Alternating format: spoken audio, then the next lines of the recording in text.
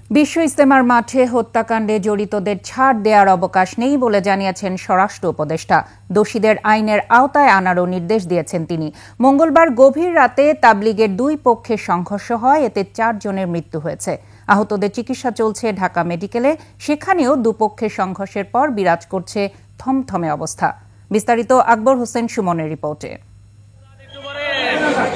Dhaka medical college হাসপাতালে বিশ্ব ইজতেমা মাঠের সংঘর্ষে আহতদের চিকিৎসা চলছে।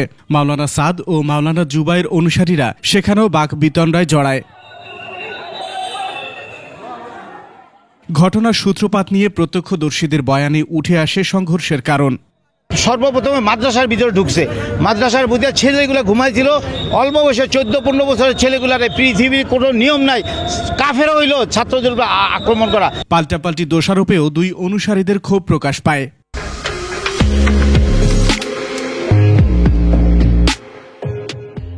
হামলা করার পরে আমরা বুঝতে পারলাম যে না, তারা সাত বাহিনী, তারা আমাদের বেশ ধরে আসছিল ভিতরে এবং আমাদেরকে আতঙ্কিতভাবে হামলা করেছে। ওরা কোন আল্লাহর জন্য করে যে মানুষের রক্ত নিয়ে মানুষের মাথা ফাটা ঘুমন্ত অবস্থায় মানুষকে মেরে ফেলেবা?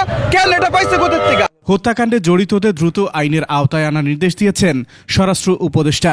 খুনিদের তো কোনো অবস্থায় ছাড় দেওয়ার কোনো অবকাশ নেই। আর আমার ভাইয়েরই আজকের ভিতরেই তারা একটা কেস করবেন, মানে যে 4 জন হত্যা হয়েছে তাদের জন্য, এবং তাদের সাথে সাথে আমরা যারা পাবো, মানে যারা প্রকৃত দোষী তাদের আমরা আইনের আওতায় নিয়ে আসবো। আলোচনার মাধ্যমে দ্রুত সমাধানেরও আহ্বান জানান তিনি। ভাইয়ের আলোচনা করুক, আলোচনা করার পর আমরা একটা সিদ্ধান্ত নিব। আকবর হোসেন সুমন, 21 টেলিভিশন, ঢাকা।